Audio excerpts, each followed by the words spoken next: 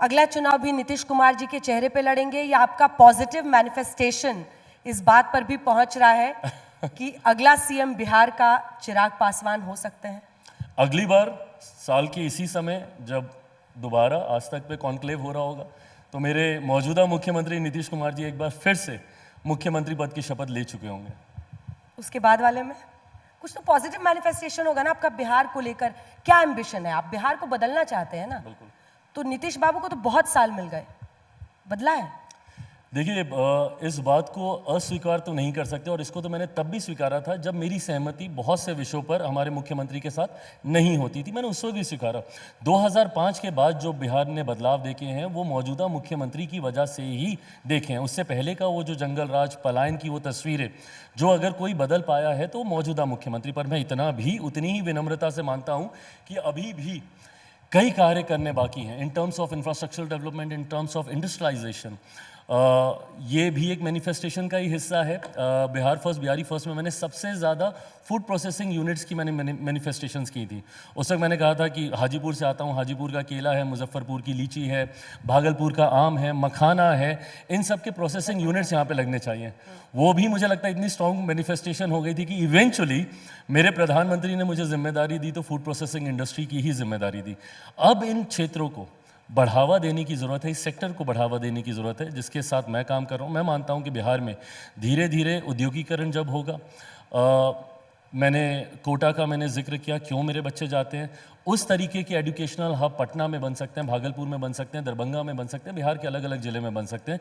इस सोच के साथ मैं आगे बढ़ने का काम कर रहा हूँ। अब स्क्रीन पर दो तस्वीरें मैं दिखाना चाहती हूँ। एक पोस्टर है आपकी पहली फिल्म का। अरे प्रभु, हे भगवान, उधर, हे भगवान, इधर भी दिख रहा है मुझे। अच्छा। और एक पार्लियामेंट की अभी की तस्वीर है। ये कौन सा मैनिफेस्टेशन है? कोई मैनिफेस्टेशन नहीं है। कल मैं मिला कंगना से एंड थैंकफुली हम लोग इनसाइड पार्लियामेंट मिले, वो भी काफ़ी खुश थी, मैं भी काफ़ी खुश था। हाँ। कि कम से कम मीडिया के सामने कोई और ऐसी तस्वीर नहीं जा रही है जिसको लेके पता नहीं क्या क्या एजम्पशन चल रहे हैं। बट क्या बोलेगा कोई इस पर? आपके पर्सनल लाइफ में भी लोगों का बड़ा इंटरेस्ट रहता है कि चिराग जी। मैं वापस बिहार पे आते हैं और बिहार की राजनीति, 2025 के चुनाव है सर पे। अंजना जी, ये क्या सवाल पूछ रहे हैं आप? तो इतना बता दीजिए कि कितनी सीटें लेंगे आप? जब 5 सीटें आपने लोकसभा में ली तो वो लगभग 12.5% है। 12.5% अगर विधानसभा में मिलेगा तो वो लगभग 30 सीट है, लेकिन आप 43-45 सीट मांगते हैं। मुझे ही नजरें दिखाने लगे गुरेट के। नहीं, मैं कोई एस्टिमेट, रफ एस्टिमेट लगा रही हूँ। 45 चाहिए, 50 चाहिए, कितनी सीटें? क्योंकि अब तो बहुत कम टाइम है, काउंटडाउन शुरू हो चुका है, गठबंधन के भीतर मैं यही कागज लेकर बैठूंगा। आपने काम इतना आसान कर दिया, इक्वेशन, फॉर्मूला सब तैयार है। बट ऑनेस्टली स्पीकिंग, एक बात, मैं गठबंधन धर्म की मर्यादा को तोड़ूंगा कि मैं कोई भी संख्या का जिक्र सार्वजनिक मंच पर पहले करूं और गठबंधन के भीतर बाद में करूं, ये उचित नहीं है।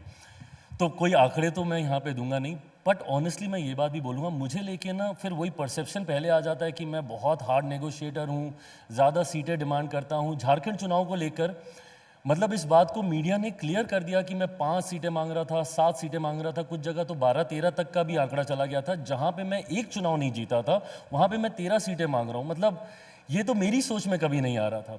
उस वक्त भी मेरी सिर्फ एक सीट की ही ख्वाहिश थी। मैंने झारखंड में, इस बात को मैं ऑन रिकॉर्ड में रखना चाहता हूँ, हेमंता जी से पूछिएगा, वो उस वक्त चुनाव के प्रभारी थे। मैंने एक मांगी थी, मुझे एक ही मिली, क्योंकि 2014 में जब मेरे नेता, मेरे पिता आदरणीय रामविलास पासवान जी भी थे, उस वक्त भी हम लोगों ने गठबंधन के तहत एक ही सीट पर चुनाव लड़ा था। बस उस वक्त दिक्कत ये थी कि वो हमारे पसंद की सीट नहीं थी। इस वक्त मेरी बस सिर्फ चाहत इतनी थी कि मेरे पसंद की सीट हो।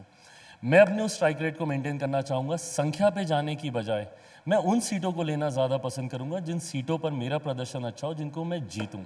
स्ट्राइक रेट मेरा मेंटेन रहे, मेरा लक्ष्य उस ओर होगा। कास्ट सेंसस को लेकर, गवर्नमेंट जॉब्स में लैटरल एंट्री को लेकर, इन दो मुद्दों पर ऐसा प्रतीत हुआ कि आप मौजूदा सरकार के विपरीत आवाज में बोल रहे हैं। इसकी सच्चाई क्या है?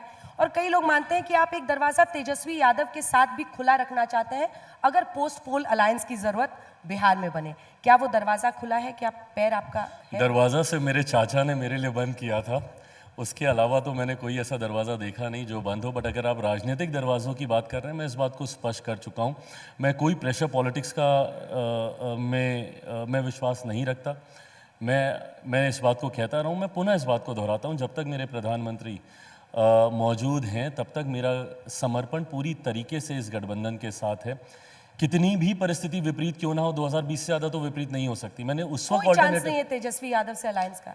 कोई चांस नहीं है। पॉलिटिक्स में you should never say never, but मैं इस बात को ज़रूर कह सकता हूँ डंके की चोट पर कि जब तक मेरे प्रधानमंत्री हैं, मेरा पूरा समर्पण और पूरा साथ मेरा उनके लिए है। उनके साथ मजबूती से मैं खड़ा हूँ और मैं मानता हूँ कि ये साथ इतना मजबूत है, ख़ासतौर पर बिहार के परिप्रेक्ष्य में मैं देखूँ। ऑल्टरनेटिव अलायंस की सोच आप तब रखते हैं जब मौजूदा अलायंस वर्क नहीं करता या डिलीवर नहीं कर पाता, जबकि ये 100% विलिंग अलायंस है। मैं मानता हूँ जिस मजबूती के साथ हम लोग आगे बढ़ रहे हैं, यही मजबूती अगर बरकरार रही, 225 सीटों से ज़्यादा सीटें जीतकर इस बार बिहार में हम लोग सरकार बनाएंगे। ये अलायंस वो ताकत रखता है। कास्ट सेंसस पर आपने कुछ नहीं कहा। नहीं, मैं उस पर भी मैंने कहा है, मैं इसका पक्षधर हूँ। मैं चाहता हूँ कि कास्ट सेंसस एक बार होना चाहिए। इसके कारण है, देखिए फिर वही बात है, मैं जाति में विश्वास नहीं रखता तो कास्ट सेंसस की मैं बात क्यों कर रहा हूँ। मैं इसकी बात इसलिए कर रहा हूँ, हम लोग स्वीकारें नहीं स्वीकारें, बट ये सच्चाई तो है ही। ऐसे में वो आंकड़े सरकार के पास होने ज़रूरी हैं जिनको मुख्य धारा के साथ जोड़ने की सोच के साथ आप नीतियों का निर्माण करते हैं। कई बार स्टेट गवर्नमेंट ने किया है, सेंट्रल गवर्नमेंट भी करती है, अलग अलग जातियों को मुख्य धारा के साथ जोड़ने के लिए पॉलिसीज़ बनाई जाती हैं। ऐसे में उनकी आबादी कितनी है, ये आंकड़े सरकार के पास तो कम से कम होने चाहिए। उसी के अनुपात में आप राशि का आवंटन करेंगे। तो मैं मानता हूँ, मैं सार्वजनिक करने का मैं पक्षधर नहीं हूँ, क्योंकि पहले हम लोग जाति के नाम से जाने जाते थे, फिर परसेंटेज के हिसाब से जाने जाएंगे। तुम 5% वाले हो, हम 10% वाले हो, तुम 13% वाले हो। कोई मतलब नहीं है इस विवाद को बढ़ाने का। बट हाँ, ये आंकड़े सरकार के पास ज़रूर हों ताकि उन नीतियों का निर्माण सही ढंग से हो सके। बटेंगे तो कटेंगे का नारा आपको सूट करता है? आज दो लोग, प्रियंका वाड्रा गांधी ने तो पहली बार अपना भाषण दिया सदन में, अखिलेश यादव, दोनों का कहना है कि देश में डर का माहौल है और चुनाव रिग होता है। आपका बटेंगे तो कटेंगे नारे पर क्या स्टैंड है और क्या देश में डर का माहौल है मौजूदा सरकार में? उनके इस आरोप पर जवाब।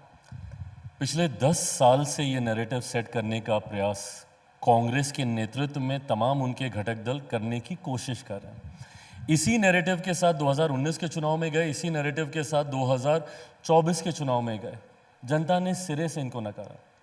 ये वही लोग हैं जो जाके वोट देते हैं। अगर डर होता तो वोट आपके पक्ष में जाता। और उसके बाद जो एक और काउंटर नैरेटिव सेट किया जाता है कि ईवीएम मशीन्स रिग्ड हैं, चुनाव रिग्ड हैं। तो मुझे बताएं, जिन सीटों पर आप जीत कर आए हैं या आपके इतने सांसद जीत कर आए हैं, तो सबसे पहले तो आप सब इस्तीफा देना। क्यों स्वीकार रहे हैं? उसी ईवीएम मशीन से जीते हुए लोग उसी विधानसभा, उसी लोकसभा में बैठकर बोलते हैं कि गलत है। इसका मतलब फिर आपका भी चुनाव गलत है। और अगर आपको इतना ही अविश्वास है चुनावी प्रक्रिया पे, तो घोषणा करें ना कि आप अगला चुनाव नहीं लड़ेंगे। फिर क्यों जाते हैं आप चुनाव लड़ने?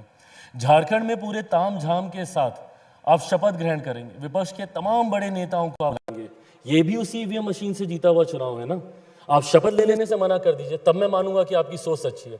इतनी ईमानदार है और इतना ही विश्वास है आपको आपकी सोच पे, तो ये कड़ा फैसला लीजिए ना। नहीं ले कोई भी जीता हुआ सांसद विपक्ष का, जीता हुआ विधायक विपक्ष का शपथ लेने से इनकार कर दे, नहीं जाए, अपनी सीट की, जीती हुई सीट को नकार दे, तो मैं मानूंगा आपकी सोच सही है। बट जहां पर आप जीते हैं, आज प्रियंका जी जीत कर आई हैं, बट उसी ईवीएम को अगर आप कोसेंगी तो उसी ईवीएम ने आपको जिताया। तो एक जगह वो सोच सही है, दूसरी जगह वो गलत है। ये सेलेक्टिव क्रिटिसिज्म जो विपक्ष का है, इसी को जनता नकारती है।